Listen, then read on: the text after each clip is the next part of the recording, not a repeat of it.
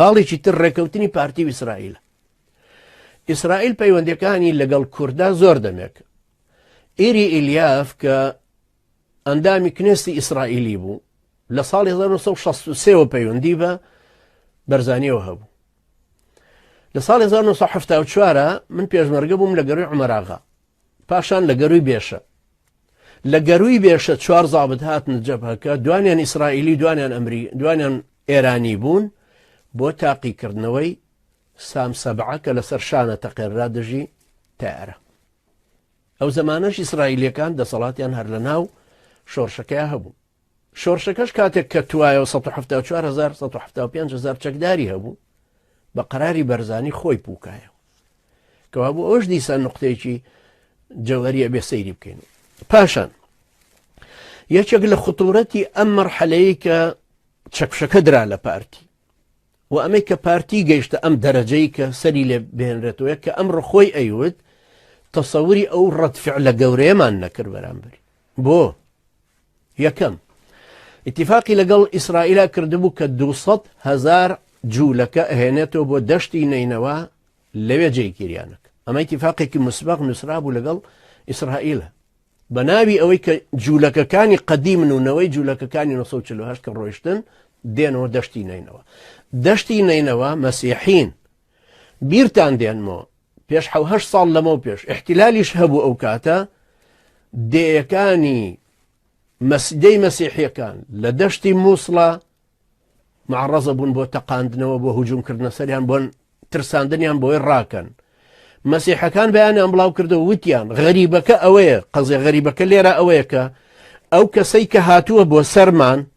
بە سەیتەرەی پارتیا هاتووە. خۆیەکێتی یاپەکەکەی ئەوانی تر نەبوون، بە سەیتەرەی پارتیشە ڕۆیشتون لیاندەن بۆ ئەوەی ئەو منطقی وردە چۆڵکەن هەتاکو بتوانن ئەم خانەوادە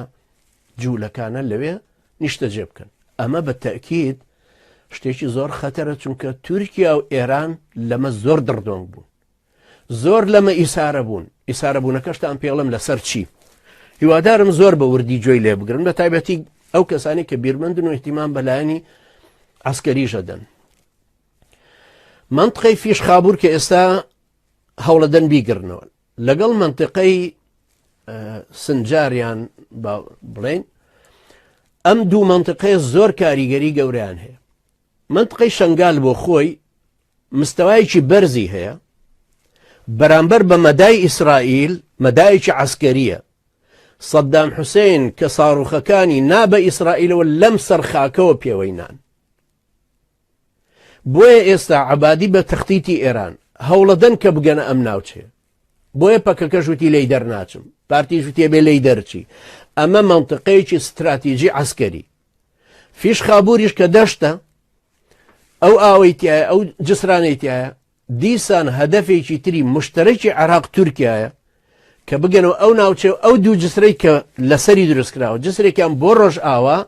جسرێکی ترە ڕاتەوە بەحسابە وایە تەواو ببێ بەرەو تورکیا، هەمووی لەژێر دەسەڵاتی کووردا ئەبوو. ئەگەر عەبادی بیگرێ جێیشی عێراقی بێتەوە ئەوە کە تورکیاش پێی خۆشە، معنایە ئەلێرە خەتێکی فاسڵ دروست بوو، کوردی باشوور ناگا بە کوردی ڕۆژاوە. ئەوەش یەکێک ببێت لەو پوازانەی کە ئەیخەنە نێوان خەباتی کوردەکانەوە، هەرچەندە زۆریش لەگەڵ یەکتریا ناسازێن، بەڵام لە هەمان کاتە پارتی ئەو وەختەی شنگاڵیان بەجێهێشت 7,000 چەکداری پارتی لێ بوو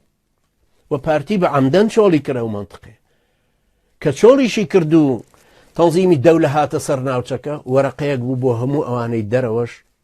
بۆ بەغداش بە هەمان کات کە ئێمە ئەتوانین ئەمەش تیکرارکەینەوە. ئەم هەڕەشەی ئێستاشی مەسعود بەرزانی پێش چەند ڕۆژە لەمەوە پێش ئەم هەڕەشەیەشی دیسان کردەوەتی من هەولێریش و دهۆکیش بەجێڵم حەشدی وەحشی بێتە ناوی بەرامبەر بە غەربیەکان. بۆیە ئەڵمانیەکان بە جلی عەسکەری کوردیەوە، بە جلی پێشمەرگەوە، بە ساڕوخی تایبەتی ئەڵمانی، ئەوە کە خەڵکێگەڵە ساڕوخی چینی، ساڕوخەکان ئەڵمانین، لە مەتار بوون لە هەولێر، ئەڵمانیەکان خۆیان بەکاریان هێنا لەو شەڕەی پردەیە کە بەرامبەر ئەبرامزی خۆیان بەکاریان نەناوەرەوە بەرامبەر بەو قووەتە کە 243 هامەری عەسکەریان هێنابوو بۆ ئەوێ. لەبەرەوە بێ حساب بکەین ئەم شەڕە ئەم هەموو عومقانەی تایە ئەنجا ئەو کاتی کە ئەوان هەستیان پێکرد حەشدی وەحشی و جوندی عراقی کە هەستیان پێکرد لە پردێ تێک ئەشکێن پێشمەرگەش مقاومەکە داوای قوەی جەویان کرد هەلیکۆپتەر هەستا بەڵام ئەمریکیەکان وتیان لەو خەتە بێنەوە ئەم دی و بە تەیارە لێتانەدرێ هەستیشان پێکرد ڕۆ ڕووی قووەتێکی ترە بنەوە ئەم جارە بە ناوی کورد و پارتیەوە بەڵام قووەتەکە غەربیە هەم ئەمریکا لە ئاسمانەوە لیانەدا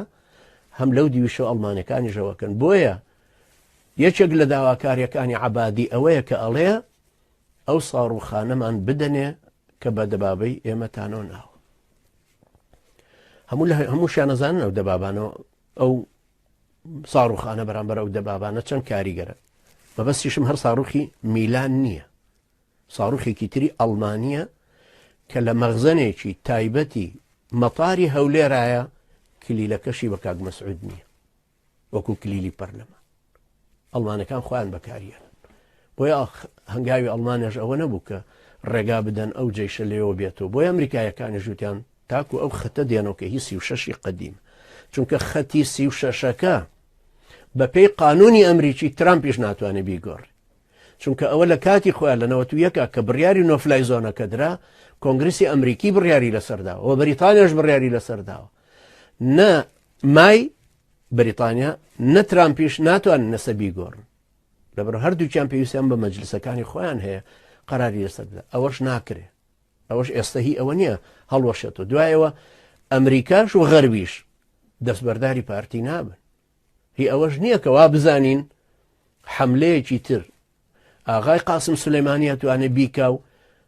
ئاغای نووری المالیکیش کەوتی دوای 48 ساعت عەلەمی عێراق لەسەر قەڵای هەولێرە چەقێنین ئێنەشیان چەقات ناشتواننەوەش بکەن جگە لە ورەی کوردیش کە خۆی کورد ڕاستە ئێستا لەژێر سەدمەیەکایە بەڵام ئەو گەلە کووردە هەرچەند داڕزابێ هەرچەند ورشی ڕووخاوێ ئێستا سەدمەکە قوتە داوەکو عیلم نەفسەڵێ دوای سەدمەکە دیسان ڕاستە بێتەوە صدمەی تەتەر و مەغۆڵ سەدمەی ئیستیعمار سەدمەی عێراقی جەمیل مەدفەعی کە لە 1925 بوو بە حکومەت و هجومی کردوە سەر سلەیمانی بە تەیارە هەروەها ئەو سەدمانەی تری کیمیاوی و ئاش بەتاڵ و هەستانەوە و زمانی نەوەتویەک و لەبەرەوە گەلی کورد بە درێژایی تاریخی خۆی لە ناوچەی خۆیە حاکمی وڵاتی خۆی بە عەلە لەقل مقاومەی خۆی هە بەردەوام هەر کردو هی داگیرکەران هی ئەوەش نییە وا بزانین ورەمانە ڕوخێ بەرامبەر حەشدی وەحشی ئەگەرچی ئێستا ئێمەی ئەهلی ئیسلام ئەهلی تەوحید و جیهادەکە عەدەدێک نین ژمارەیەک نین لە مقاومەکردنی ئەو تاغوتانێ و ئەوانیش بەوانیژە وترێتەوە ئەوەی ئێوەش